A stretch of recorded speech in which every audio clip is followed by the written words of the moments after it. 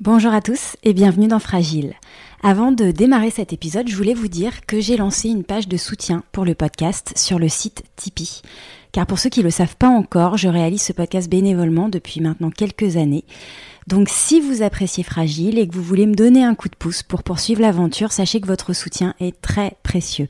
Ça m'aidera notamment à financer les frais de production et ça me permettra aussi de vous proposer plus sereinement de nouvelles rencontres insulaires.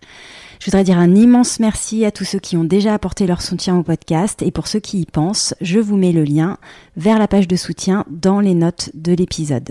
Je vous souhaite une très bonne écoute. Bienvenue sur Fragile, le podcast qui raconte l'île de Porquerolles aujourd'hui à travers le regard et le portrait d'hommes et de femmes qui l'habitent, l'aiment et la font vivre. Comment sont-ils arrivés ici ? Comment voient-ils l'île évoluer ? Quel est leur endroit préféré ? Les souvenirs qui les ont marqués ?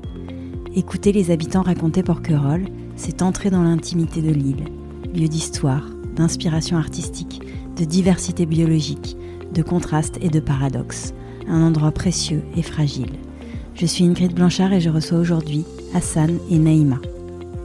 Bonjour Naïma et Hassan. Bonjour Ingrid. Vous êtes tous les deux originaires d'un petit village du Maroc, Sba Ayoun, dans la région de Fès-Meknès. Sba Ayoun qui signifie 7 sources en arabe. Naïma, tu découvres Porquerolles en 1987, à l'âge de 11 ans, avec ton frère Ahmad et ta mère Fatima. Vous y rejoignez ton père Habibi, embauché 2 ans plus tôt par Sébastien Lebert, propriétaire du domaine de l'île, l'un des 2 grands domaines viticoles alors présents sur l'île avec le domaine de la Courtade. Hassan, après quelques années près d'Avignon à Château-Renard, tu découvres Porquerolles en 91 et tu es embauché en 94 au domaine de l'île où tu vas travailler pendant 2 saisons à la taille des vignes. Vous vous mariez tous les deux avec Naïma en 96 et votre premier enfant Ilyes voit le jour en 98. Hassan, après tes saisons au domaine de l'île, tu vas travailler un temps en restauration à Loustaou, puis après un passage sur le continent où tu exerceras différentes activités sur lesquelles on reviendra. Tu reviens sur l'île avec ta famille donc en 2003. Tu prends tes fonctions de tractoriste puis de contremaître au domaine de la Courtade, tenu alors par Henri Vidal jusqu'en 2015. Aujourd'hui, tu travailles pour Veolia au ramassage des déchets sur l'île et vous avez monté avec Naïma votre micro-entreprise de restauration. On va revenir bien sûr sur vos parcours respectifs et les rencontres étonnantes qui les ont jalonnés. Mais avant ça, j'aimerais vous demander à tous les deux de nous dire comment c'était de grandir à Sba Ayoun au Maroc dans les années 70. Est-ce que vous pouvez nous décrire un petit peu votre village, l'environnement dans lequel vous avez grandi, l'éducation que vous avez reçue et les valeurs qui vous ont été transmises ? Sba Ayoun, on va dire, c'est un village, le plus grand village. Et à côté, il y a le mini-village. Donc moi, j'étais dans le mini-village. Bon, j'ai grandi jusqu'à 11 ans. Mais j'ai le souvenir d'une campagne très tranquille où on n'avait pas encore l'électricité. Oui. Donc, mais c'est des bons souvenirs. On n'avait pas, bien sûr, on n'avait pas tous ces jeux, tout ça. On jouait avec mes cousines, on jouait avec les moyens du bord, on fabriquait des choses. À l'école, j'allais à pied. Donc, on avait toute la journée. On ne pouvait pas revenir parce que c'était loin. On ne pouvait pas revenir le midi. Donc, on mangeait là-bas. Et le soir, on rentrait en groupe avec les voisins, les cousines, tout ça, à travers la campagne. Mais pour moi, même si maintenant... Ça me paraît, je dirais que c'était difficile, mais pour moi, c'est des bons souvenirs. On avait des animaux à la maison. Il y avait une basse-cour, donc on avait des lapins, des poules, des dindons. On avait aussi des vaches, des moutons. Donc on avait tout sur place. On avait le puits, donc on faisait un potager. Pour moi, c'est des beaux souvenirs. Et toi, Hassan ? Moi, je viens d'un petit village aussi, Sba Ayoun. Oui. Un petit village, en fait, en dehors du village comme Naïma. En fait, je vois notre maison de mes parents et la maison de Naïma. Ils sont pas très loin. Oui. Je la vois à travers la forêt, tout ça, à peu près 2 kilomètres sur la colline. Tu aperçois la maison de Naïma de chez toi. Oui, là où j'habitais, où je suis né. Une petite campagne avec tous les voisins, ma famille, mes oncles, tout ça. Je suis grandi là et puis j'allais à l'école. Moi, j'avais l'école plus près en fait que Naïma, qui était un peu loin. J'avais l'école à côté. On rentrait à midi, on mangeait à la maison, on repart à 13h, etc. On rentre le soir. Donc, j'avais fait on va dire, ma jeunesse là-bas avec tous mes camarades, ma famille, tout ça. Vous avez des grandes familles, vous avez des frères et sœurs? Oui. Moi, j'ai une grande famille, en fait. On a une grande famille de côté mon père, ma mère, tout ça. Je pense que c'est la grande famille de notre village, il n'y a que de ma famille, en fait. D'accord. Et vous vous êtes rencontrés dans ce village ou vous vous connaissez du Maroc? Oui, en fait, le frère à Naïma, c'est mon meilleur ami. Donc, on a grandi ensemble, etc. Et sa mère, la maman de Naïma, c'est la cousine éloignée de mon père. Et à l'époque, mes parents, mon père qui venait ici en France en 1870, son père aussi, Habibi, qui venait aussi travailler en tant que saisonnier ici en France. Et les enfants, avec la femme, ils restent au pays. Les parents, à l'époque, ils travaillaient là pendant 7-8 mois, 10 mois, et après, ils retournent au pays pendant 2 ou 3 mois, et restent avec leurs femmes, leurs enfants, etc. Jusqu'à l'année où on est rentré je suis rentré avec mes parents, et puis Naïma qui est rentrée aussi avec ses parents, qui avait fait regroupement familial, qu'on est venu s'installer ici en France. Alors on va justement revenir un petit peu pour bien comprendre. Naïma, quand est-ce que ton père quitte le Maroc pour aller travailler en France? Alors au début des années 70, même en 1970. Et il va s'installer où? Dans le sud tout de suite ou... Alors la première année qu'il est arrivé, je ne sais plus. Il est allé en Corse. En Corse. Et après c'était un peu partout, là où il y avait du travail.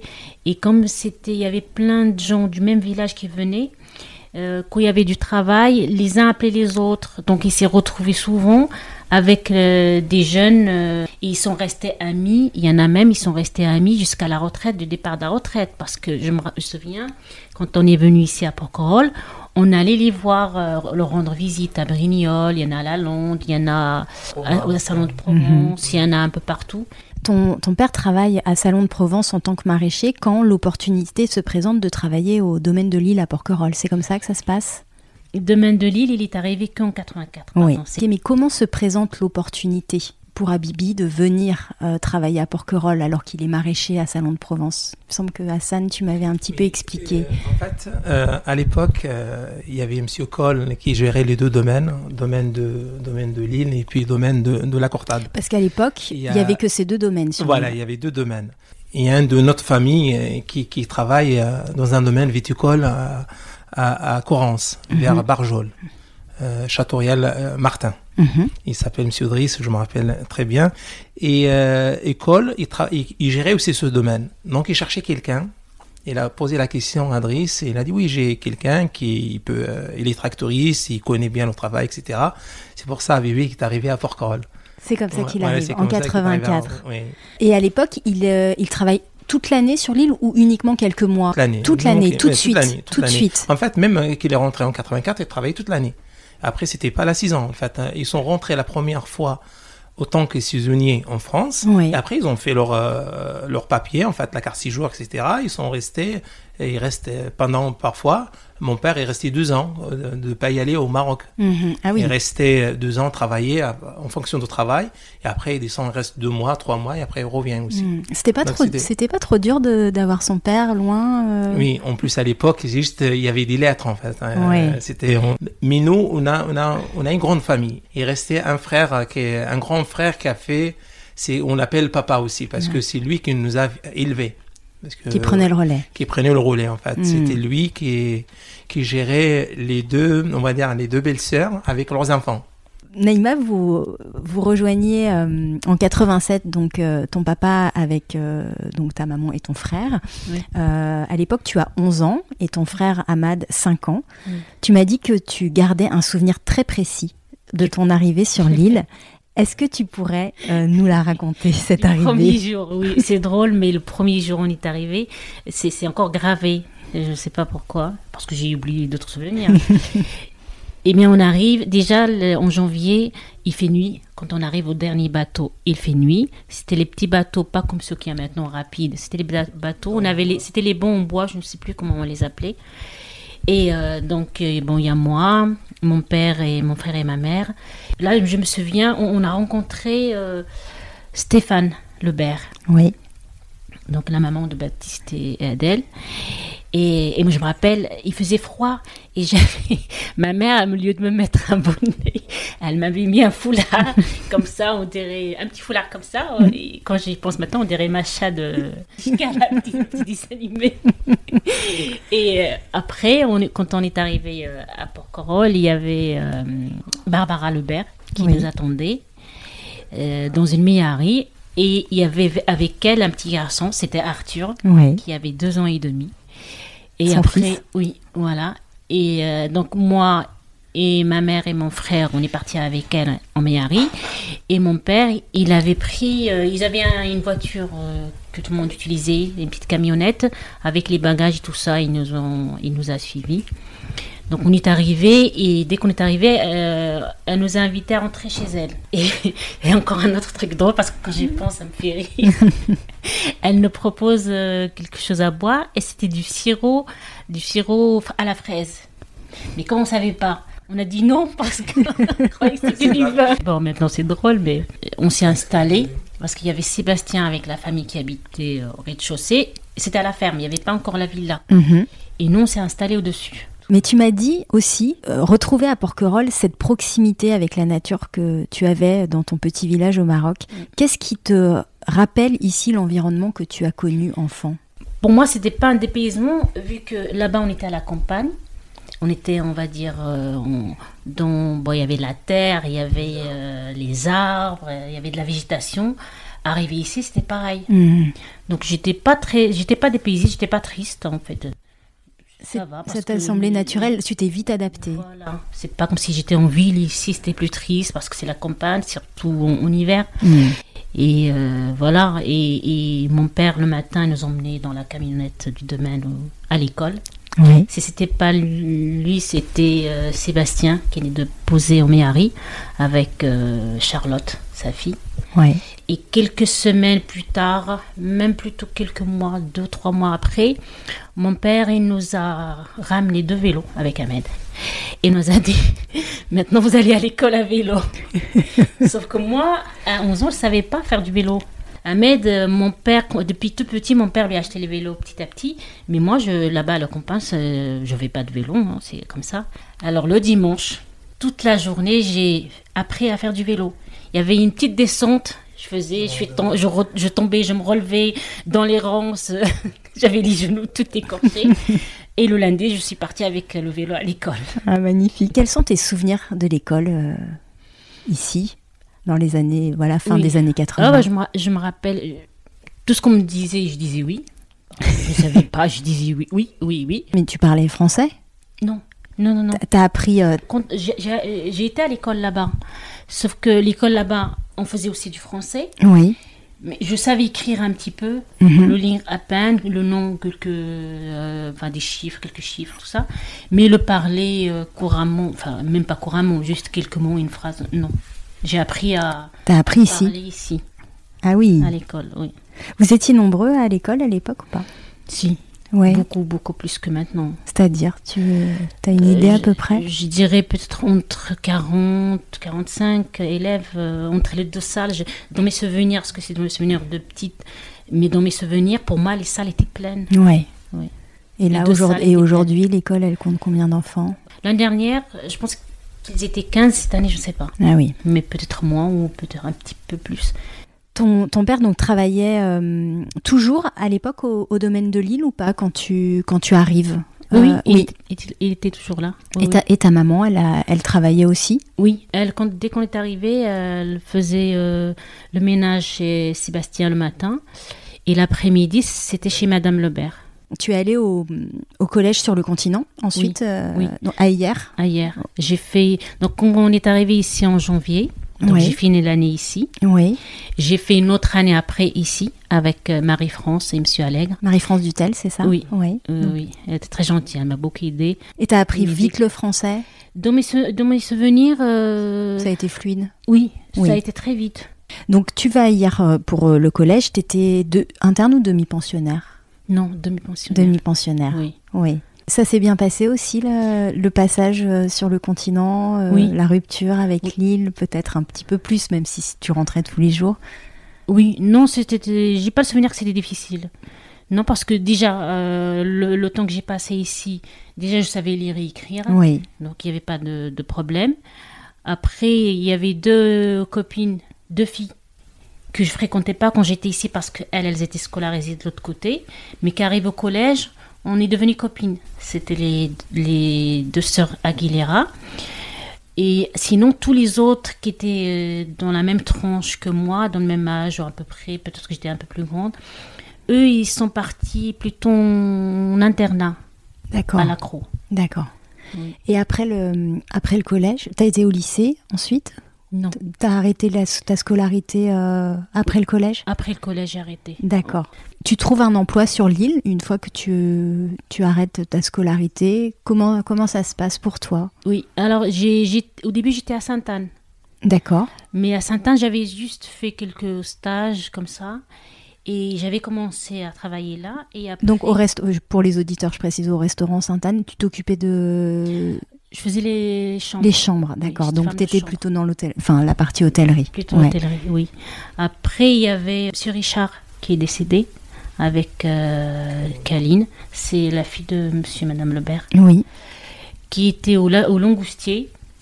Et il m'a proposé de faire, parce qu'au début, je devais faire mon apprentissage. Et il m'a demandé si je voulais faire mon apprentissage là-bas. J'ai dit oui. Donc je suis montée là-bas. Et après, je voulais pas aller à l'école, faire les va-et-vient, une semaine là, 2 semaines là. Et j'ai arrêté l'école et j'ai travaillé là-bas directement. J'ai fait femme de chambre directement. Au Longoustier. Oui.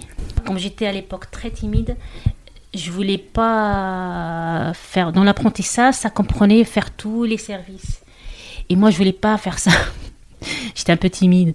Alors, je voulais pas faire la cuisine parce qu'il y avait un chef que je le voyais crier sur les autres. Alors, je voulais pas, j'avais peur.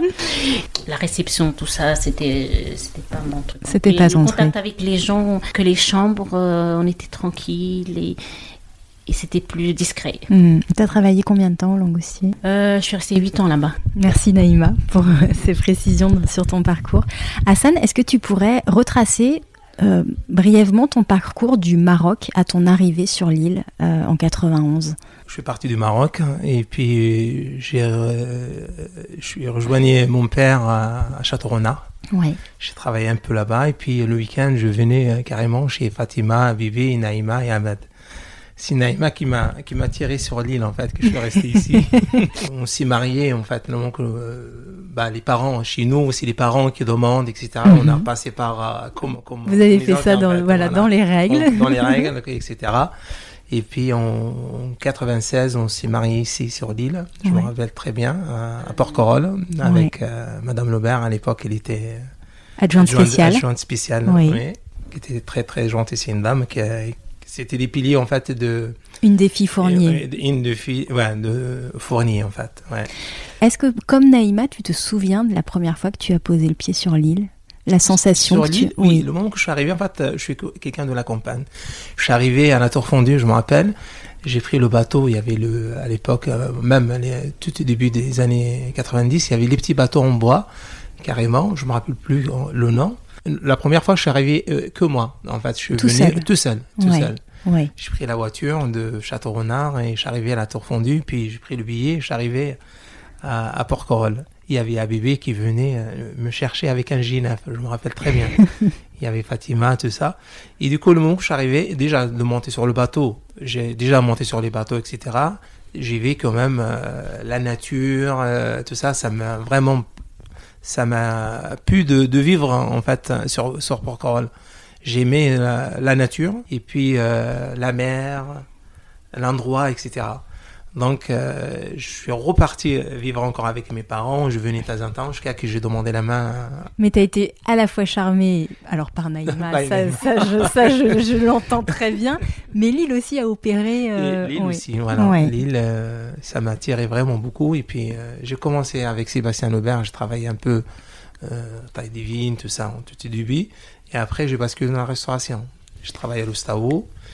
Et après l'Ostao, je suis parti, on est allé, il y avait Elias qui est arrivé en 98 Alors l'Oustao, tu étais à la cuisine. T'étais à la cuisine, ouais. Ça t'a plu de travailler en cuisine? Ouais. Oui. En fait, j'ai appris de cuisiner par les parents, ma mère et puis mon oncle c'est quelqu'un qui connaît vraiment bien la cuisine. J'ai appris par lui. Oui. Et le moment que j'ai commencé à travailler à l'Oustao, j'avais déjà la base en fait. J'avais déjà les bases pour comment il faut faire, etc. Mais j'ai appris par un chef. Et puis j'ai travaillé 6 ans en fait. Ils sont ouverts que là 6 ans. Je démarre de mars en octobre. Oui. Et à la naissance de Ilias, l'aîné qui est arrivé en 98, on avait un petit appartement à Costebel sur Hyères. Le moment qu'est arrivé Ilias, ça m'a changé en fait. La vie, en fait, quand je rentre après la 6 ans vers minuit, 23h minuit, 1h du matin, je vois pas mon fils, je vois pas Naïma, etc. Ouais. Donc, j'ai travaillé dans un centre de vacances à Saint-Nicolas. Et puis, j'avais fait des travaux à gauche, à droite. Et puis, j'ai travaillé dans un domaine aussi Château-Bastidon à la Lande.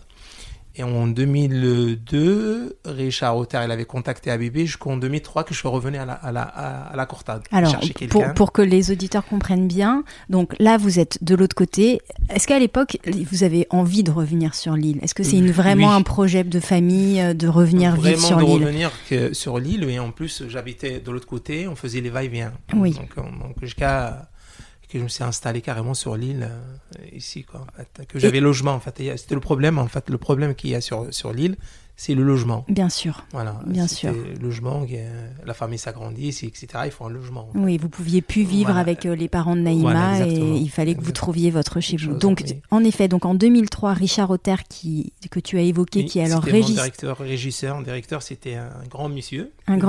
Qui est régisseur Je le remercie de nouveau, s'il m'avait appris pas mal de choses. Il est régisseur du domaine de la Courtade. Domaine de la Courtade, oui. Dont Henri Vidal, à l'époque, est propriétaire. Patron, oui. Et il t'embauche comme tractoriste, puis comme contremaître, c'est ça? Oui, j'ai commencé tractoriste et après 3 ans, je suis passé contremaître avec un collègue de travail, Michel Couturier, qui était chef de culture. Donc voilà, j'ai travaillé jusqu'en 2015. C'est ça. Oui. 2015 qu'à la vente en fait de domaines. Alors, est-ce que tu pourrais expliquer aux auditeurs en quoi consistait ton travail en tant que tractoriste, puis en tant que contremaître, pour les gens qui connaissent pas tellement le domaine. En fait, je m'occupe de tous les travaux, tous les travaux dans les villes, les prestataires qui viennent, etc., les personnels, la mécanique, l'atelier, tout ça. J'étais plus polyvalent et puis j'organise le chantier, le travail avec le collègue. Ça, c'était un domaine familial. Oui. On avait du contact avec le patron et le fils de M. Vidal, c'était Laurent Vidal qui a pris la relève de son père. En fait. Jusqu'à M. Vidal est décédé en 2007 et puis Laurent, il a continué, etc. Et à la vente de domaine en 2015, je suis resté travailler avec M. Carmignac pendant 1 an. Oui. Et puis, j'ai demandé de partir. Et puis, je suis rentré à Veolia, autant intérimaire, pendant 2 ans. Et oui. En 2018, j'étais embauché par Veolia. J'aimerais juste qu'on évoque Henri Vidal, qui est quand même une grande personnalité de Porquerolles. Je rappelle pour les auditeurs que Henri Vidal était un ingénieur et architecte français. Il est connu pour l'invention en 63 de la terre armée. Oui. Il a fondé le domaine de la Courtade en 1983. Il habitait la maison aujourd'hui transformée en fondation d'art contemporain par Édouard Carmignac. Est-ce que tu pourrais nous dire, toi qui l'as côtoyé, quel type d'homme c'était Henri Vidal? C'est un grand monsieur, vraiment. Monsieur Vidal, c'était quelqu'un très bien. C'était quelqu'un qui avait beaucoup de qualités, qui était près de ses employés. Et pour les villageois, il a fait pas mal de choses pour le village. C'était un pilier, en fait. C'est un pilier de l'île, M. Vidal. J'ai eu le plaisir de travailler pour ce monsieur. C'était quelqu'un reconnaissant, bien. Ça se sent. Il vivait ici à l'année ou... Oui, entre Paris ici. Mais à la fin, il restait beaucoup ici, en fait. Il restait beaucoup sur l'île. Et je crois qu'il est décédé ici. Et oui, il est décédé ici, chez lui, dans sa villa, oui.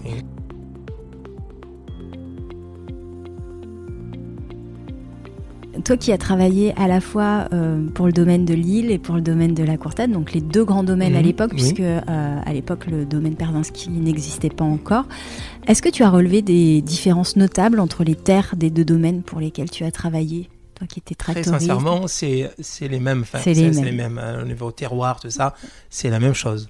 Et puis les cipages, c'est pareil, c'est la même chose. Donc c'est les deux domaines, vraiment sur l'île, en plus même. Normalement, le domaine, chacun tire de son côté. Les Iliens, ils étaient très proches. Si par exemple il nous manquait quelque chose, on va au domaine de l'île chercher. Et pareil, le domaine de l'île qui vient prendre des choses chez nous. Une vraie solidarité. C'était beaucoup de solidarité entre les troisième domaine. Il y avait Perzinski aussi. À l'époque, Perzinski, il avait déjà commencé aussi à cultiver, en fait, de produire les vignes. En fait. Comment il se démarquait? C'est par rapport au résultat final, en fait, par rapport qui c'est qui va produire plus des hectos à l'hectare et qui c'est qui la qualité de vin. Et très sincèrement, la Courtade, il était un peu plus supérieur que...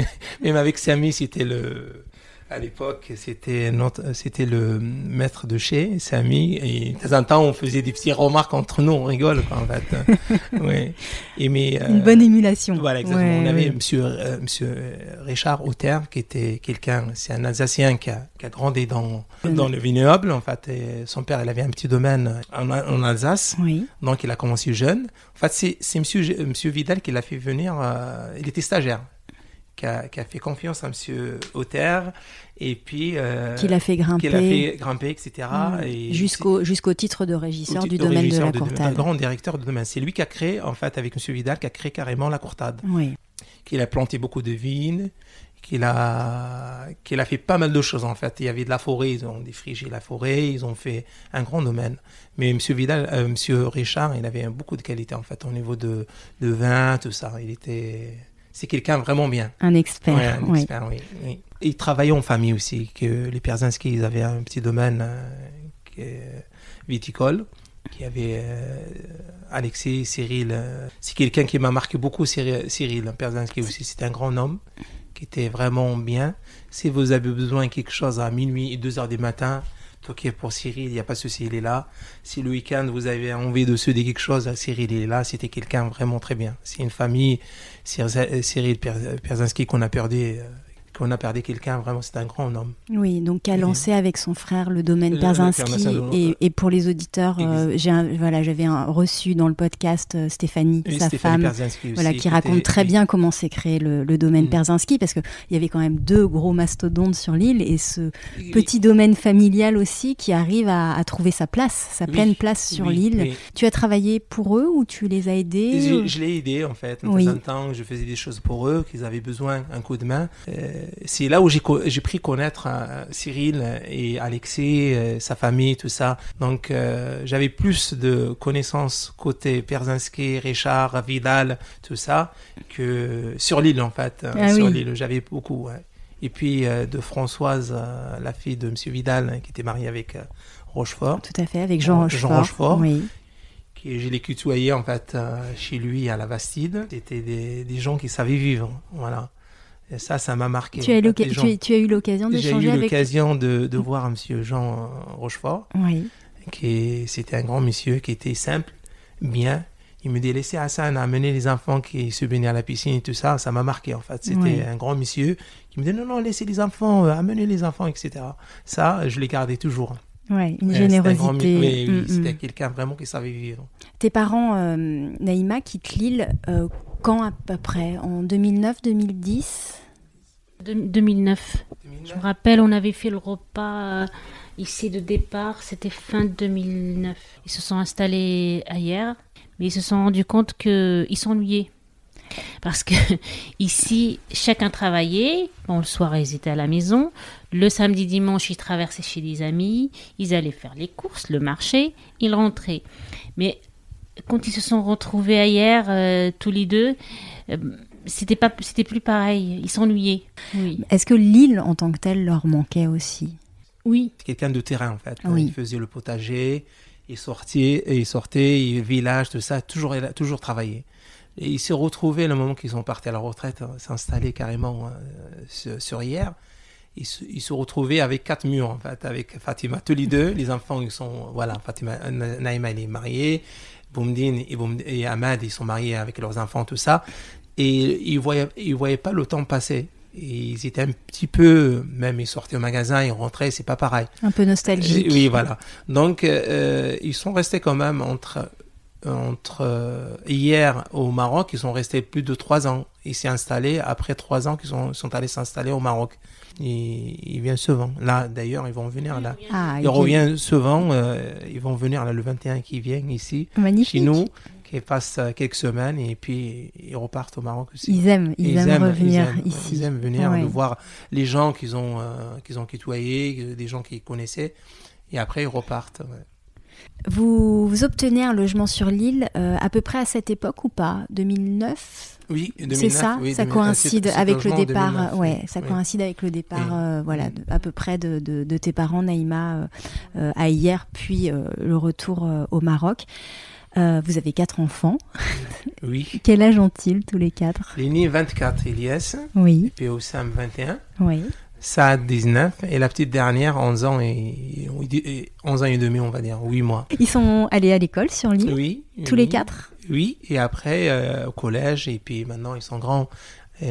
Oussam qui habite sur Toulon, mais il travaille, mais après il vient. Là d'ailleurs il est avec nous. Oui. Et Elias aussi pareil, il travaille à Saint-André, dans la restauration.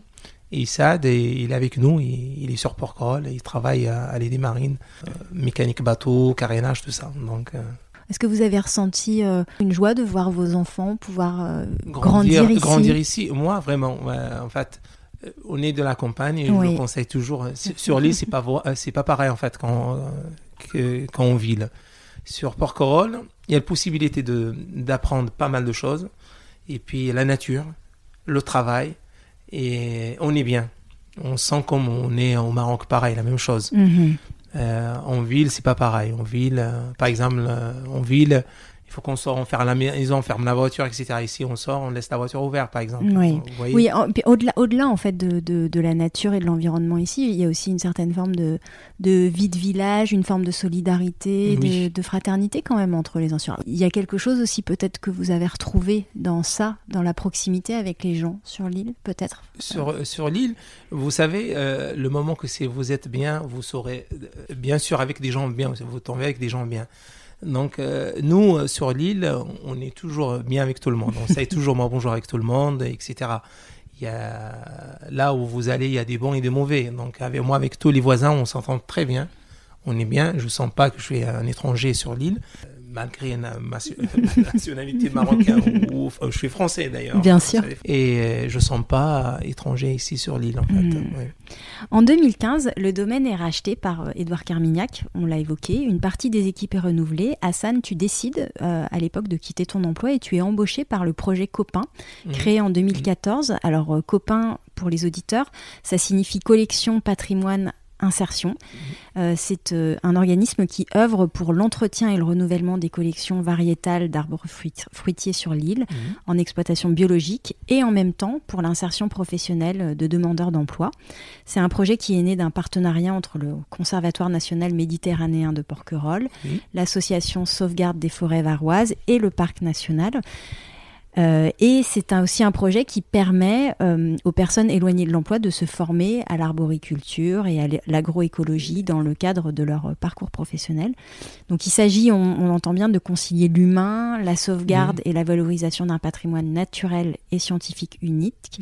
Tu peux nous dire quelle y a été ta mission et peut-être pourquoi tu t'es engagé dans ce projet ? Oui, en fait, moi, je suis un travailleur. Je ne peux pas rester sans travail, etc. Le moment que j'ai quitté la Courtage, je me suis inscrit au chômage. Oui. Je touchais autant au chômage, et je n'ai pas voulu de rester. Donc, j'ai commencé avec les copains, en cadrant technique. J'étais, à orienter les gens qui ont la difficulté, qui ne connaissent pas le travail, etc., qui avaient des problèmes. Et puis, j'ai commencé à travailler avec eux, donc de former les jeunes, de montrer c'est quoi le travail, comment on travaille, etc., la sécurité, et puis comment on taille, comment on peut faire, comment on peut planter. Le moment que j'avais la possibilité d'être embauché par Veolia, mes permis, etc., j'étais à m'inscrire à l'intérim. Donc, ils m'ont appelé pour faire la saison. J'ai commencé en mars 2016 avec eux.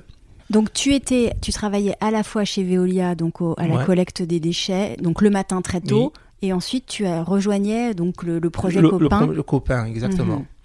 Et t'as fait ça combien de temps à peu près 2 ans. 2 ans. 2 ans. Okay. Le moment que j'avais la possibilité d'être embauché à l'année, j'ai quitté carrément le projet Copain. Le projet Copain, oui.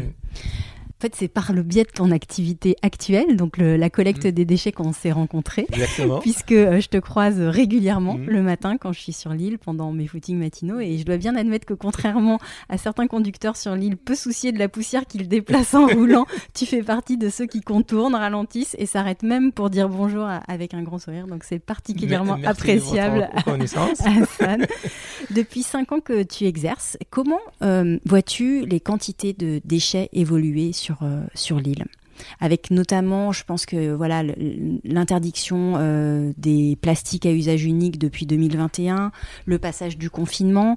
Est-ce que tu as constaté une baisse des déchets ou alors pas du tout? Tu penses que ça n'a pas eu d'évolution sur les pratiques des gens? Malgré qu'on fait la sélective, oui. les poubelles, tout ça, en fait, le déchet, il est énorme. C'est beaucoup. Beaucoup trop. Beaucoup trop. Le moment qu'on a eu le Covid, je comprends, il y avait plus d'emballage, etc., parce qu'avec l'hygiène, tout ça. Mais vraiment, au niveau de déchets, il y en a, chaque année, il y en a autant de déchets.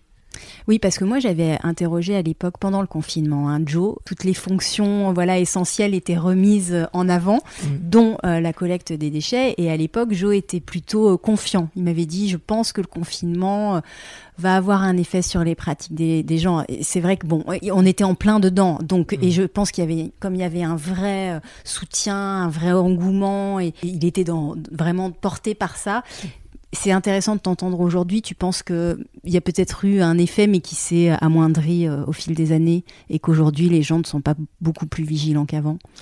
Je pense, là, qu'est-ce que je vois vraiment, les gens. Par exemple, c'est juste un exemple. On a la sélective, les trois bacs. On a carton, plastique et verre. Les gens, ils mélangent, en fait. Ils font pas la sélective. Ils continuent. Le tri des déchets. Pourtant, c'est tout indiqué, en fait. Bien écrit, plastique avec plastique, carton avec carton et tout ça. Mais ils mélangent. Souvent. Ça dépend, en fait. Parfois, on tombe avec des gens que je le vois plein comme ça. Je lui dis, vous savez, vous êtes en train de mettre le plastique à la... Il me dit, oui, excusez-moi, parce que nous, dans notre région, je dis, écoutez, regardez, qu'est-ce qui est marqué devant vous? Ah oui, excusez-moi. Les gens, ils font pas attention. Ils lisent moins, en fait. Ils lisent pas les panneaux pour dire ça, c'est carton, c'est plastique. Ils mélangent. Donc, on a autant de déchets. Moi, j'ai remarqué, on a autant de déchets sur l'île. Donc, en termes de quantité et en termes de tri, c'est pas mieux. C'est pas mieux. C'est beaucoup mieux par rapport aux autres années, mais c'est pas fini, en fait. Toujours, il y a des mélanges, toujours des remarques, en fait. Il faut faire des remarques aux gens. Non, c'est pas là, c'est là, en fait. Mais c'est plutôt bien reçu, les remarques, ou pas? Pardon? Est-ce que c'est plutôt bien reçu, les remarques, ou est-ce que parfois tu as des gens qui... Non. Et il y en a qui acceptent avec un sourire. Excuse-nous, on ne savait pas, notre région, c'est comme ça, quelle couleur, etc. Donc, il y en a qui acceptent notre conseil de le montrer, ou soit... ils savent qu'on fait un travail, c'est pas facile, c'est un travail difficile.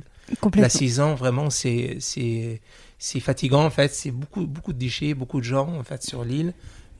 En plus, on fait la tournée du soir. Juillet, août, on tourne même le soir. Tu peux expliquer justement comment se déroule une journée type l'été, là où on est vraiment au pic de fréquentation sur l'île? À quelle heure vous démarrez et comment ça se passe, en fait? Quelles sont les actions que vous réalisez sur l'île? La saison, vraiment. Moi, je me lève à 4h. 4h10, je suis debout. 4h30, je suis au dépôt, prendre le camion, je descends. De 4h30 jusqu'à 11h midi, non-stop, on s'arrête, on prend le café, etc. On fait notre travail. Et puis, juillet-août, on tourne le soir. À partir de 17h jusqu'à 19h30, voire 20h, on fait la tournée du soir. On est escorté par la police. C'est la police, en fait, il y a trop de monde. On va faire on fait l'allée centrale carrément sur le port. Il faut la police, en fait. J'ai toujours la police devant qui m'escorte pour pouvoir passer. Pour pouvoir passer, parce qu'il y a trop de monde, en fait, sur l'île, sur le port. Et c'est indispensable de faire la tournée du soir, parce que sinon c'est le matin. Vraiment, ça soulage le lendemain, en fait. Ça soulage, sinon ça déborde. Les gens, il faut que ça soit propre, en fait. Il faut que ce soit propre sur l'île. Donc, la tournée du soir, ça soulage le lendemain. Oui, bien sûr. Et puis, ça permet quand même aux visiteurs qui arrivent de pouvoir bénéficier d'une île qui est propre. Tout est propre, oui, exactement. Est-ce qu'il y a des choses qui te révoltent un petit peu, des comportements ou des pratiques qui t'ont parfois mis en colère? Oui, par exemple, le tri. Heureusement, il y a des porc-relais, le plupart qui trient. Sinon, oui, il y a des fois qui me fait en fait des remarques par rapport, par exemple, vous savez, on roule sur les pistes. On est à 2 à l'heure, allez 5 à l'heure. Là, on a des camions, il y a les ventilos, etc. Il y a de la poussière. Il y en a qui râlent. Il y en a qui râlent et qui disent « Ouais, vous faites de la poussière. » Vous savez, monsieur, on roule doucement. La poussière, ça fait partie de l'île. Il y en a qui se mettent en colère. Et moi, je souris toujours. Un petit sourire et je passe doucement. Quoi. Attends, voilà, ça va souvent vu des gens qui se mettent en colère. Suite au confinement, on l'évoquait tout à l'heure, qui a permis de renverser une certaine hiérarchie sociale des métiers en rappelant d'une certaine façon les activités essentielles. Est-ce que tu as vu une évolution dans le regard porté sur ton métier ou pas? Justement, ce matin, il y avait une dame, j'étais en train de faire la collecte du verre et la dame, il était en train de trier. À un moment, il savait pas où aller mettre les canettes. Oui. Et je l'ai orienté, etc. Il m'a dit, vous savez, monsieur, vous faites un travail difficile. Vraiment, je vous remercie beaucoup. Qu'est-ce que vous faites pour l'île? C'est vrai, il y a de la reconnaissance, mais au niveau de notre direction aussi, il y a de la reconnaissance.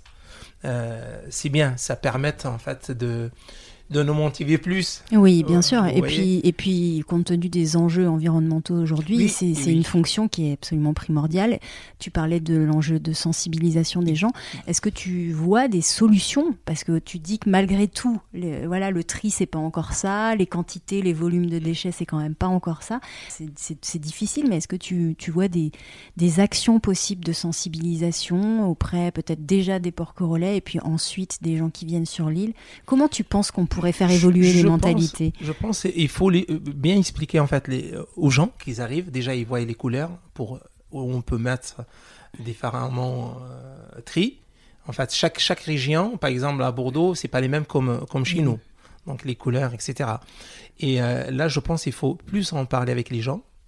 Et je dis pas les gens qui ils sont pas civilisés, c'est plus qu'ils sont perdus en fait, ils sont pas bien informés pour comment il faut faire le tri. Je pense que ça peut réduire déjà au niveau, on va dire, de passage déjà. Et puis les gens, ils savent comment on peut faire et ils pensent pour la nature, etc. Moi, j'ai vu des cas, les gens, ils mettent des plastiques avec des cartons, des choses, tout est mélangé. Pourtant tout est marqué, en fait. Tout est marqué, ils sont...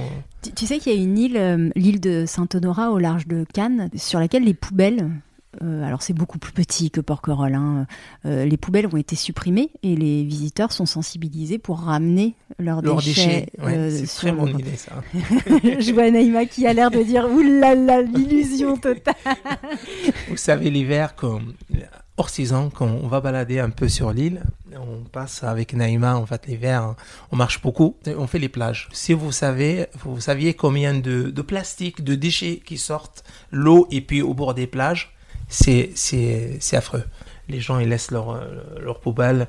Pourtant, les poubelles, ils sont pas loin, 50 mètres, ils laissent les poubelles sur place. Même dans la forêt, quand on marche au bord de la route ou dans la forêt, ça m'est déjà arrivé de trouver des bouteilles, des sacs en plastique, des canettes. Les gens, ils s'en fichent complètement. Ils jettent quand même, ils continuent à jeter. Alors qu'une canette et une bouteille, on peut l'écraser, la garder dans son sac, des papiers. Est-ce qu'il faudrait pas une information sur le bateau, par exemple, des messages sur le bateau, comme ça? Les gens, il faut leur former à la tour fondée déjà, et puis sur le bateau, de parler de l'île, etc., le tri, comment ça se passe, etc. Je pense que les gens, ils vont faire attention. Je pense qu'il y a moins de communication avec les touristes. C'est pour ça les gens ils sont perdus, ils mettent n'importe quoi, en fait, tout est mélangé. Je fais un petit remarque en fait.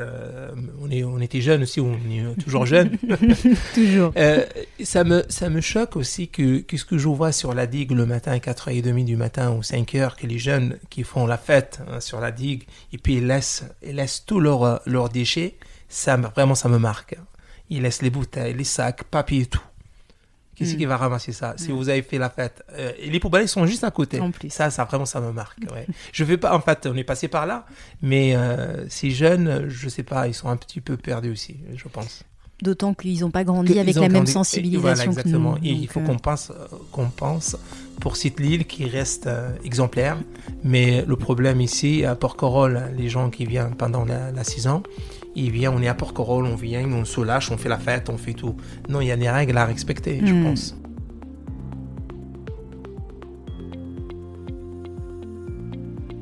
Vous avez toujours aimé cuisiner, tous les deux. Vous avez créé en 2016 une micro-entreprise de restauration. Et d'où est-ce que vous vient ce goût partagé pour la cuisine ?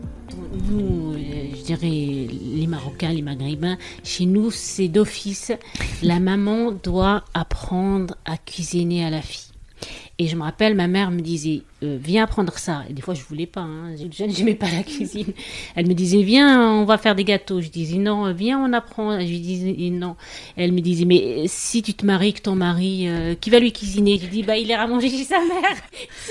C'est venu plus tard que... Bon, après, quand on s'est mariés, je me suis rendu compte que j'aurais dû apprendre à cuisiner. Que c'est bien de savoir cuisiner à la maison, quand on reçoit du monde, pour sa famille, pour les enfants. Et même Nassima, maintenant, elle aime bien aussi. Elle fait beaucoup de choses avec moi, comme les pâtisseries.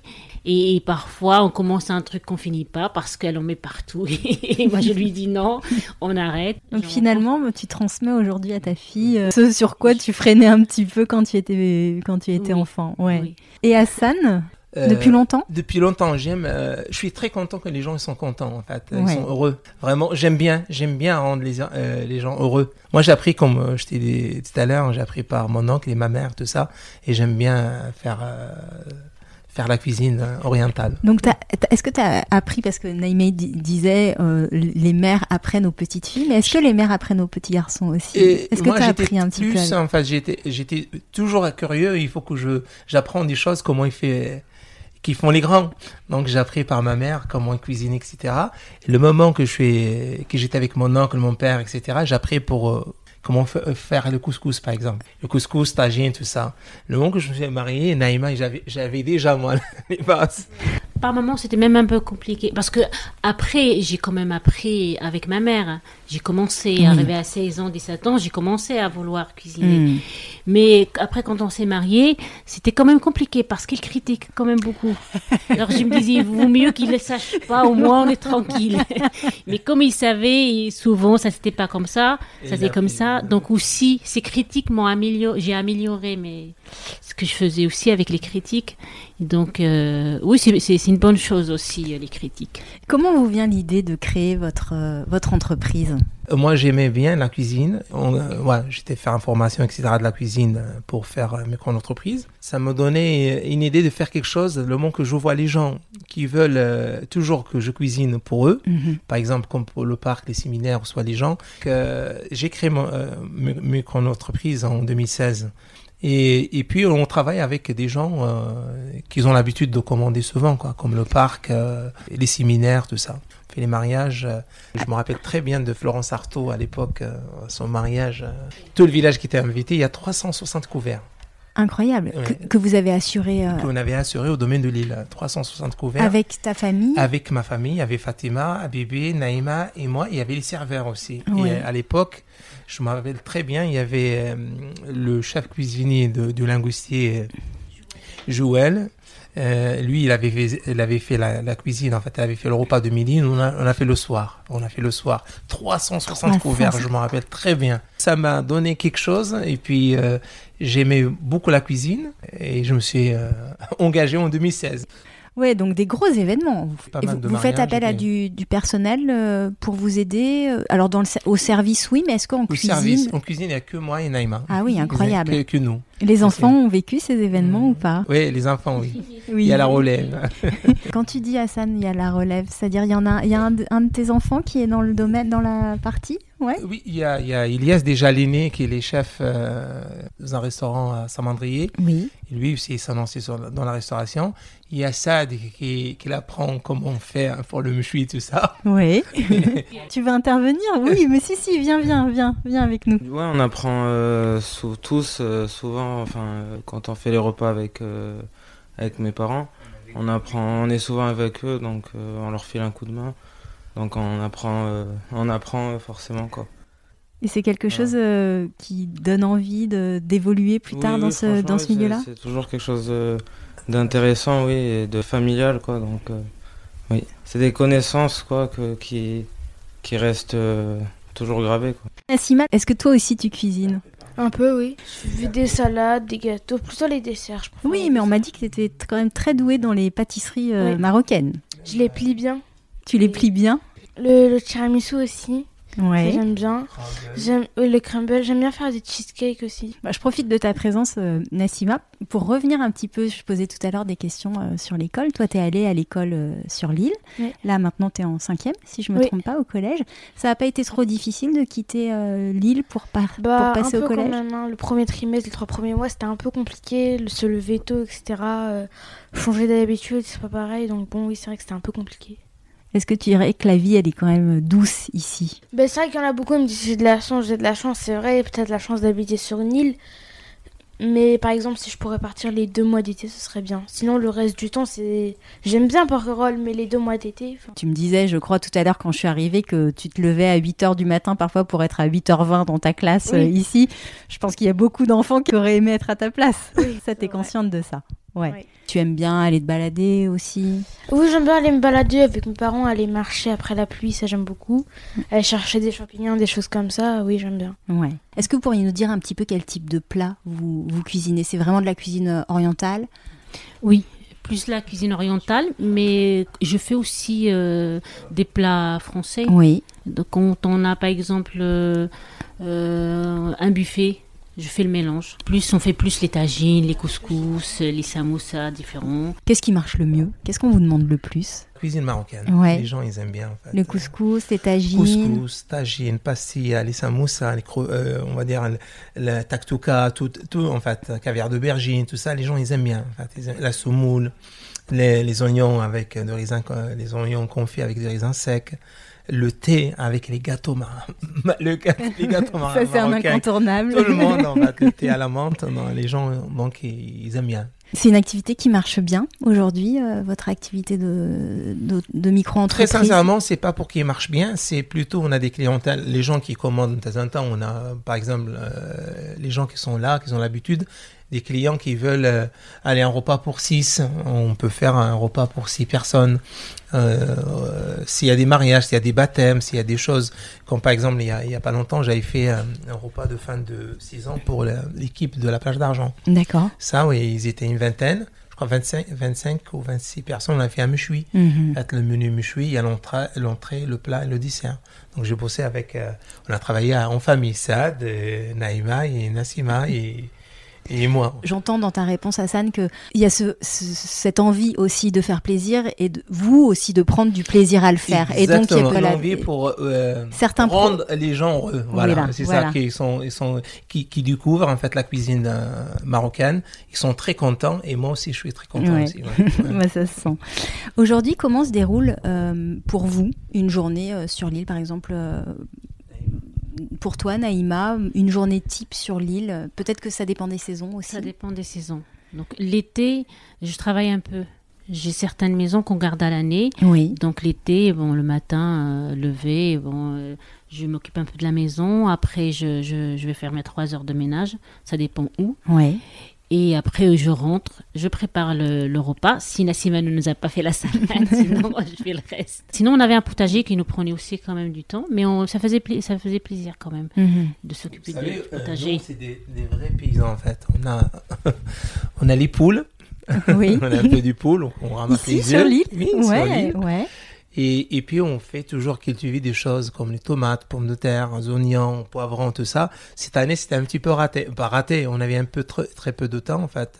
Et puis, il faisait chaud. Oui, il a fait donc, très chaud. On n'a pas pu. On a fait un petit peu, mais pas autant. Pas autant que pendant le confinement, oui, par salades, exemple. Je crois que le persil, confinement... tout l'année où il y avait le confinement, c'était tout le monde, en fait. Il y a 27 lots. Les 27 lots les jardins familiaux.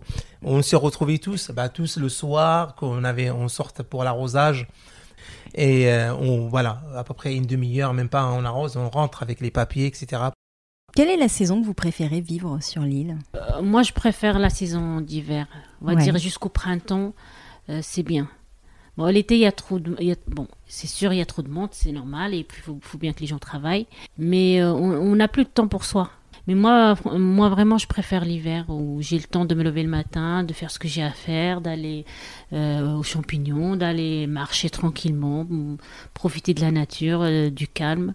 Voilà, s'il faut choisir, je resterai tout le temps l'hiver et printemps. Pareil, c'est la même chose en fait. Quel est l'endroit ou quels sont les endroits que vous aimez particulièrement sur l'île ? Moi, vraiment, l'endroit que j'aime très bien, c'est au fond de Notre-Dame. Au fond de Notre-Dame, ouais. Tout au bout ? Tout au bout, ouais. Calme, tout ça. C'est le coin qui me parle souvent. Le moment que je fais la tournée du port, on tourne 2 fois par semaine, on fait la collecte du port, et j'arrive toujours jusqu'au bout, je vois toujours une petite plage magnifique, et puis au calme, carrément. Ça me parle souvent, ce coin. Et ça nous arrivait de faire des pique-niques après notre travail, et aller le soir, que tout le monde qui part de l'île, tout le monde est parti de l'île, ou soit des plages, qu'on part en famille, Saad, Nassima, mes enfants, tout ça, Naïma, qu'on part pique-niquer là-bas, on rentre le soir. On rentre après le coucher de soleil. Ça fait rêver. Et toi, Naïma, est-ce qu'il y a un endroit que tu aimes beaucoup aussi ? Oui, moi aussi, je préfère plutôt ce côté. Par exemple, vers le phare, le Tour, vers l'Ostaou, Notre-Dame et tout ça, et revenir. Je préfère donc ce coin, ce côté-là, qu'au côté plage d'Argent, Longoustier. Est-ce que vous auriez, alors c'est peut-être pas la même histoire, mais est-ce que vous auriez un souvenir ou une anecdote marquante de votre vie à Porquerolles ? Ce qui m'a marqué bien, c'était notre mariage. C'était notre mariage sur l'île, en fait. Je me rappelle, en 96, on s'est mariés ici, en février 96, à Porquerolles. On avait invité des gens, tout ça. C'était un grand mariage aussi. Ouais. Donc ça m'a marqué j'ai eu l'occasion de voir, je connais Mylène de Mongeau et Marc Semenon, son mari, qui était à notre mariage, même à la mairie, qui était avec nous. Je me rappelle très bien, ça m'a marqué en fait des gens importants qui étaient à notre mariage. Ça, oui. Nous, on a fait notre place. Il y a des gens, même, mais ils ne connaissent pas. Nous, on essaye bonjour, bonsoir, et on essaye d'aider tout le monde. Par exemple, je vous donner un exemple. Le moment qu'on est arrivé sur Porquerolles, mes enfants qui traversaient avec nous, on faisait les courses. Sinon, on arrive avec les courses, on voit, mes enfants, ils voient encore les voisins qui arrivent avec leurs courses. Et ils vont leur donner un coup de main. Ils vont aider. Les sacs, ils vont aider et tout ça. Et là, ils l'ont transmis maintenant pour les jeunes de Porquerolles. Ah, génial. Là, vraiment, ça me touche parce qu'en fait, maintenant, il y a tout le monde qui aide tout le monde, en fait. C'est bien, c'est beau et c'est bien d'avoir transmis ça. Voilà, exactement. Ouais. Pour vous, quelles sont les différences fondamentales entre vivre sur l'île et vivre sur le continent ? Quelles sont les caractéristiques de la vie insulaire ? La vie sur l'île, je préfère la vie sur l'île en fait. Je suis quelqu'un de la campagne et puis je suis pas très ville en fait, pas trop ville. Donc c'est plutôt, j'aime bien la campagne, le calme, la nature, la pêche et de y aller balader aussi. Ça aussi c'est important pour moi. La ville, oui, on va au magasin faire des achats ou des choses comme ça. Et puis j'ai mes frères qui habitent il y en a un à La Valette et l'autre à Hyères. Donc on traverse le week-end y aller voir la famille. Puis j'ai mes oncles, tout ça de partout en France. Ça nous arrivait d'y aller visiter. Mais je préfère quand même l'île. J'aime bien l'île. Ouais, la nature, tout ça. Naïma, sur l'insularité, Au Maroc, j'ai grandi à la campagne. On est arrivé ici à la campagne. Pour moi, je préfère la campagne parce que quand on était là-bas, le temps qu'on est resté là-bas, quand on est parti, oui, déjà j'ai jamais supporté le bruit toute la journée. Je suis pas du genre on va faire les boutiques. Je vais au magasin faire les boutiques si j'ai besoin d'acheter. Je vais pas pour regarder. Les courses, je traverse pas pour faire les courses, c'est Hassan qui les fait. Si je suis obligée de traverser, je le fais. Médecin, il faut que ce soit une obligation. Sinon, ça m'est arrivé déjà de faire 2 mois sans traverser. Ah oui. Voilà, donc ça me manque pas la ville. Non, j'entends. Est-ce que vous souhaitez un jour retourner au Maroc ou est-ce que votre vie est ici désormais ? Là, notre vie, elle est là sur Porquerolles. Jusqu'à qu'on arrive à la retraite, peut-être qu'on s'installe au Maroc comme nos parents d'ailleurs qu'ils ont fait. Je pense un peu plus tard, on aura les enfants qui vont rester ici. Enfin, on va faire des échanges comme faisaient les parents entre le Maroc et ici en France. Oui, pourquoi pas. On peut faire comme nos parents, d'un peu plus tard de s'installer au Maroc, mais on reviendra pour voir les petits-enfants. Mais s'il y a des petits-enfants. S'il y a des petits-enfants. Le message est lancé, les garçons, je crois. Oui, Et pour toi, Naïma, est-ce que toi, tu as envie de rentrer au Maroc un jour ou est-ce que vivre ici En fait, moi, j'aime les deux. J'aime les deux. Si on me dit de faire 6 mois là-bas, 6 mois ici, ici, ça me dérangerait pas. D'ailleurs, j'aimerais bien qu'on m'oublie 1 an là-bas, mais c'est pas pour rester toute la journée à la maison.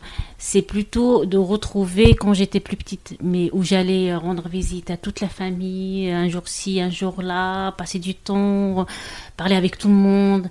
Parce que quand on part en vacances, on n'a pas le temps de voir tout le monde. Et ça me manque un peu de pas passer autant de temps avec mes tantes, mes cousines, qu'il y en a que je vois pas à chaque fois que j'y vais parce qu'ils sont mariés, leurs enfants, ils sont partis loin. Peut-être que j'aimerais un moment pour passer, voir tout le monde, revoir tout le monde. Et voilà, parce que la plupart, il y en a que j'ai pas vu depuis longtemps qui me manquent. Donc c'est plutôt un séjour prolongé dont tu aurais envie, mais peut-être pour revenir ensuite ici. Oui. Voilà, ça pourrait être... Mais oui, voilà. Mais aussi, à la retraite, où je travaillerai plus, ça me dérangerait pas de rester là-bas et revenir voir les enfants, que les enfants viennent nous voir. Hein. Ouais, tout est ouvert.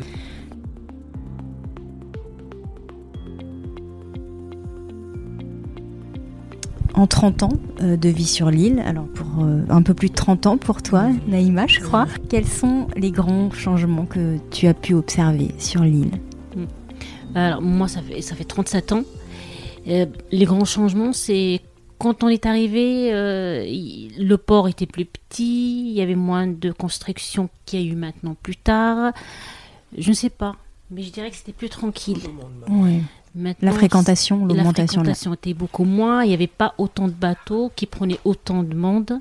Oui, toi aussi, Hassan, Ouais, je vois l'île vraiment trop chargée en fait. Il y a trop de monde sur l'île. C'est vrai, il y a 30 ans en arrière, c'était le calme total. Même il y avait des gens, des visiteurs qui viennent, mais c'était pas comme ça. Que j'ai remarqué en fait, les gens même ils sont en vacances, ils sont stressés. Ils sont toujours, il y a beaucoup de cyclistes, il y a beaucoup de va-et-vient en fait. C'est plus comme avant. Avant c'était autre chose. Hein. Maintenant l'île, vous savez, l'île elle est pour les gens riches aussi. Ça aussi, il y a que des riches qui s'installent sur l'île. Ça aussi. Il y avait plus de diversité avant. Tu trouves qu'il y avait plus de diversité avant ? Oui, il y avait 1000 ans de temps, il y avait des saisonniers, les gens qui restaient de partout, c'est plus comme avant. Est-ce que tu penses que, enfin je pense que j'ai un peu la réponse, mais tu penses que c'est une bonne chose, les jauges qui ont été mises en place, la régulation, la fréquentation ? Oui, mais il faut tu penses qu'il faudra aller plus bien loin ? Respecté, oui. Pour l'île, en fait, l'île, il ne peut pas supporter tout ça, en fait. Vous savez, c'est le jour qu'il y a, par exemple, un départ de feu, tout ça, ça va être le panique de partout. Je pense, moi je trouve vraiment beaucoup de monde sur l'île. Oui, j'entends la question de la fréquentation. Il me reste 2 questions. C'est une question, plus anecdotique, mais si vous deviez définir le porquerolais, quelle est votre définition du porquerolais, ses caractéristiques ? Alors, Nassima, vas-y. Comme Hassan, ton papa sèche un peu sur la question, on repassera le micro à Hassan après. C'est quelqu'un qui marche toujours pieds nus, qui aime la pêche, qui aime aller chercher les champignons, la nature, qui aime souvent se baigner dans la petite plagette de Porquerolles. Quelqu'un qui connaît très bien l'île surtout. Mais je trouvais en fait les porquerolais que je le vois le soir sur la place d'Armes, fin de l'après-midi, ils sont en train de jouer les pétanques, tout ça, vraiment c'est beau. Je vois des équipes, les anciens, tout ça. Ça se mélange. Et oui, ça m'arrivait de... Même moi, je ne joue pas, en fait. Ça m'arrivait de rester à côté d'eux, et puis je vois comment ils jouent. Il y a une ambiance, en fait, les porquerolais, que je le vois le soir. Entre eux, c'est bien. Est-ce que le porquerolais joue aux boules pieds nus ? Oui, il y en a. Oui. Moi, je dirais c'est la simplicité d'être soi-même à l'aise. Par exemple, on peut s'habiller comme on veut, pas de chichi, pas naturel. Alors que quand on va en ville, on fait des efforts. On s'habille plus chic, plus proprement. Là, à Porquerolles, à la campagne, on est quand même tranquille. On n'a pas à s'habiller tous les jours bien sur 131. Porquerolles, on distingue, oui, qu'il fait moins attention à son apparence. On va dire, il semble plus cool, quoi, franchement, par rapport aux gens sur le continent. Et je les sens plus solidaires, moins stressés et plus solidaires. Entre eux Entre eux, oui, entre eux, c'est sûr. Et puis, ils ont une certaine valeur que je remarque, oui, vraiment une certaine valeur. C'est vraiment tous des bonnes personnes quoi, qui ont grandi simplement et entourés quoi, qu'avec des bonnes personnes comme eux. Quoi. Donc, on reste une famille, quoi. Les gens, on sent qu'ici c'est plus familial que sur le continent. Ouais, oui, où il y a plus d'anonymat aussi. Oui, là-bas il y a plus d'anonymat. Les gens. On a remarqué ça pendant le confinement, où les voisins, les uns pouvaient compter sur les autres. Et je sens aussi que dans les épreuves, c'est encore plus exacerbé, c'est-à-dire que pour avoir assisté à certains enterrements sur l'île, quand tout le monde est présent, il y a quand même quelque chose de très fort en fait. Et donc dans l'épreuve et dans l'adversité, tu citais la situation terrible au Maroc, où tu as senti un soutien, peut-être que tu n'aurais pas forcément senti en face. Voilà, exactement. Ici, le moment que quelqu'un qui décède, on sait tout le monde, tous les Porquerolais. On y va tous au cimetière ou à l'église avec les gens qu'on est autour de leur famille. Et c'est vrai, le moment qu'on a eu ce drame-là, qu'on a ce moment quand le Maroc il est frappé avec cette terrible tremblement de terre, j'ai remarqué, en fait, j'ai regardé le regard des gens, tout ça, ils viennent me voir, alors Hassan, est-ce que tu as quelqu'un de la famille? Ils veulent savoir les nouvelles, comment et ça se passe ici, au Maroc, etc. Ça me touche, que les Porquerolais demandent les nouvelles de l'un et de l'autre. Je remercie tous les Porquerolais, j'avais fait une cagnotte. Oui. Il y a des Porquerolais qui ont répondu. On a le cœur avec tout le monde, en fait. La Libye, la guerre aussi, on est crâne aussi, qu'on aime. En fait, vous savez, la terre, il est créé pour tout le monde. Dieu, il a créé l'homme, mais l'homme, il a créé la guerre. C'est malheureux ce qu'on voit maintenant, ce moment, de partout, il y a du mort. Et tu sens qu'à Porquerolles, peut-être, tu as ressenti encore plus fortement, peut-être que vous auriez pu le vivre J'ai ressenti plus, en fait, j'ai reçu des appels de partout, des SMS, les gens qui demandent des nouvelles et c'est vrai, je suis entouré par les gens, des bons gens en fait, c'est touchant en fait. Vous savez, nous on est bien avec tout le monde, on essaye de toujours que ça se passe très bien. En plus, moi je suis très croyant. Vous savez, normalement les voisins entre nous et les voisins, il faut qu'on soit très solidaires. C'est par exemple, je vous donne un exemple. S'il y a le feu chez le voisin, qui c'est qui va intervenir le premier? C'est ton voisin. C'est votre voisin qui va le premier, soit aider pour éteindre, ou soit sortir les gens. C'est pour ça, chez nous, notre religion, ils disent, avant qu'on mange, il faut toquer chez le voisin, est-ce qu'il a à manger ou pas? Et nous, chez nous, ici, l'endroit où j'habite, on partage. Avec la voisine, les voisins, tout ça. J'ai besoin d'un morceau de pain que je n'ai pas à la maison, je vais toquer chez elle. Ou soit il vient toquer chez nous, et puis tout le monde. C'est important, ça. Vous savez, la richesse, pour les Marocains, c'est de rendre les gens contents, les voisins, et puis s'il y a quelqu'un qui a besoin de quelque chose, il faut essayer toujours d'aider quelqu'un. Et dans notre gène, c'est ça en fait. Moi, qu'est-ce que j'ai dans mon cœur, tout ça, d'aider les gens. C'est par exemple, j'ai la voisine qui a un certain âge, Charlotte, que je l'aime beaucoup. Et, Charlotte Mazella. Mazella, oui, exactement. Oui. J'ai de la chance que j'ai eu pas mal de personnes âgées. J'ai fait des échanges avec eux, des personnes âgées carrément comme M. Bardet qui était un grand monsieur. Oui. Et puis tout le monde, quoi. Je ne peux pas solliciter tout le monde. Et avec Charlotte, et chaque fois que je la vois, je me propose de l'accompagner au village, si elle a besoin de quelque chose. Et je suis très content. C'est très content. Le moment qu'il me demande si elle a besoin de quelque chose. Très content de leur rendre service. Oui, juste être là. D'être là, exactement. Ouais. C'est ma voisine. Et on a une petite expérience commune autour d'une personne âgée. Je peux attester vraiment de ton grand cœur. Donc, merci beaucoup, Hassan. Donc, j'ai une dernière question à laquelle toute la famille peut participer.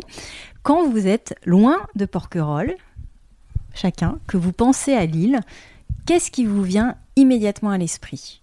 Est-ce que vous avez une image, un son, une odeur ou une saveur qui vous vient à l'esprit? Est-ce qu'il y a quelqu'un qui est inspiré? Nassima, Par exemple, quand on fait les courses, on pense directement au bateau, se dépêcher pour pas le rater, surtout l'hiver, quand il n'y en a pas après. Moi, je pense au calme, à revenir au calme. comme j'aime pas trop la ville, courir après les courses, courir après ceci, cela. Quand on revient quand même ici, on n'a pas besoin de courir après les courses. Je suis contente de revenir au calme. Voilà. Le retour au calme. Moi, vraiment, c'est l'odeur, en fait, l'odeur de la nature. La forêt, la mer, l'eau, le bruit, en fait, des vagues. Ça me vraiment... même je suis loin, le moment que je réfléchis là, j'entends ça. Quand je balade l'hiver et j'entends les vagues et puis les gabions, ça me vraiment respire sur l'île, en fait. Ouais, donc un ensemble, une atmosphère. Une atmosphère de l'île, ouais, je le sens, les moustiques, ça, les moustiques. Les moustiques, le moment où l'année où il pleut pas mal, il y a un peu de moustiques aussi. Et les cigales, hein, l'été, on a les cigales aussi. Le son des cloches de l'église, peut-être oui, aussi un petit peu. Oui, la cloche de l'église aussi. Ça me vraiment. Non, ça fait partie du paysage. Non, aussi. ça me dérange pas vraiment. Ouais. Je dis au contraire, moi le son de l'église, ça reste toujours marqué parce que ça a toujours été l'approche du midi quand on était petit. Quand on était petit, non, c'est vrai. Voilà, enfin, l'enfance, parce qu'il faut savoir qu'on est quand même privilégié d'avoir grandi sur l'île et d'avoir eu cette chance-là, parce que la chance que vous me disiez de revenir, ce qui nous manquait le plus, c'était l'air de Porquerolles, les petites balades, être seul. Et on est vraiment privilégié d'être sur l'île, quoi, vraiment. Nassima. Il y a aussi, quand on est ici, on entend le bruit du klaxon du bateau. Ça fait aussi du coup partie du décor. Le bruit de la navette quand elle part et quand elle arrive. Ouais, on va rester là-dessus. Merci beaucoup à tous les 5. Merci à Hassan, Naïma et leurs enfants pour leur générosité. Pour retrouver toutes les notes de l'épisode, rendez-vous sur fragileporquerolles.com. Si ce n'est pas déjà fait, vous pouvez toujours vous abonner au podcast Fragile sur Apple Podcasts, Deezer, Spotify ou toute autre plateforme d'écoute. Cela vous permettra d'être notifié des nouveaux épisodes tous les 15 jours. Et si cet épisode vous a plu, vous pouvez mettre 5 étoiles sur Spotify et sur Apple Podcasts avec un petit commentaire. C'est la meilleure manière de soutenir ce podcast et ça me fait toujours très plaisir de vous lire. On se retrouve très vite, à bientôt.